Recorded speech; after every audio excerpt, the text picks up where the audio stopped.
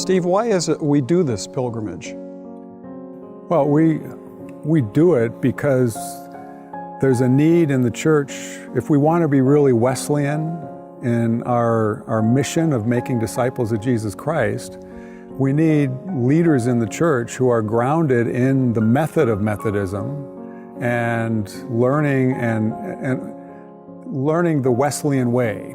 And I know from personal experience that a really effective way of immersing people in that way is to bring them here to the place where it all started, and visiting the places where the Wesleys were born and raised, where they were taught by their parents how to live as Christians and shaped as leaders. And then we visit Oxford, where the Holy Club was started, that first rise of Methodism, and Bristol, where the class meeting started, where the Methodism as a movement as we know it was really established. The class meeting was really discovered at the New Room in Bristol. And then in London, where the movement became a worldwide missionary and evangelical movement that eventually made it to America and to where we are today. We're children of that movement, and coming here has bringing people away from their regular surroundings and then visiting these places. I've seen, both of us have seen it over the years. I think one of the reasons we keep doing this is the impact we see it having in the lives of the pilgrims that come. Do you have a favorite part of the pilgrimage? A favorite part? My favorite part of the pilgrimage has got to be Bristol and the New Room, because that's where my work is all about retraditioning the class meeting and the class leaders in the church today. And the New Room in Bristol is where it all began.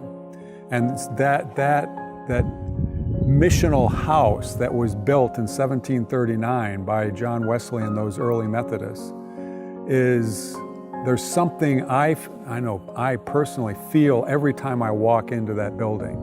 And now with the renovation, the addition of the visitor center and the museum, the archive, it's even more powerful and palpable in that place. It has the potential of becoming a center of mission and teaching again.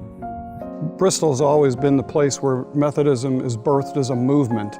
Right. Really, April 2nd, 1739, when Wesley becomes more vile. Yeah. And goes into the highways and byways to proclaim the good news.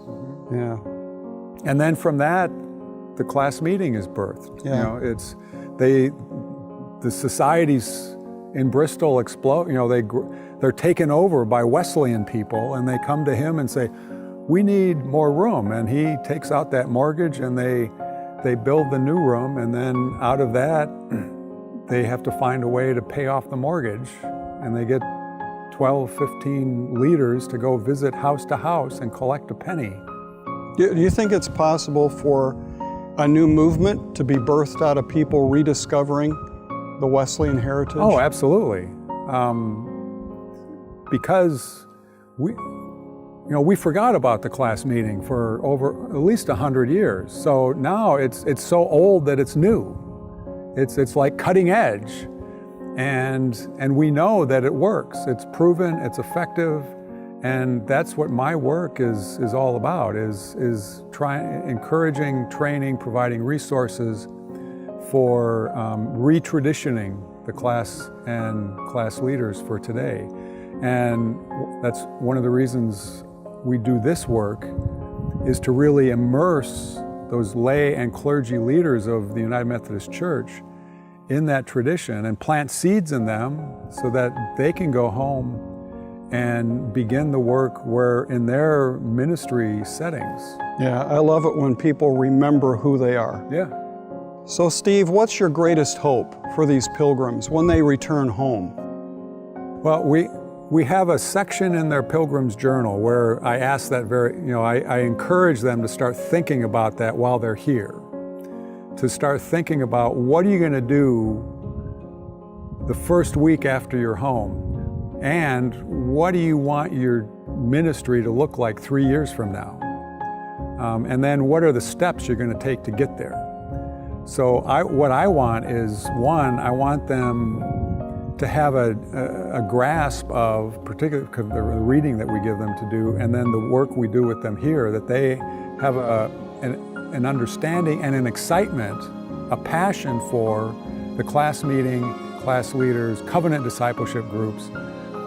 We give them practical contemporary tools to bring home and to use, to apply to their ministry settings.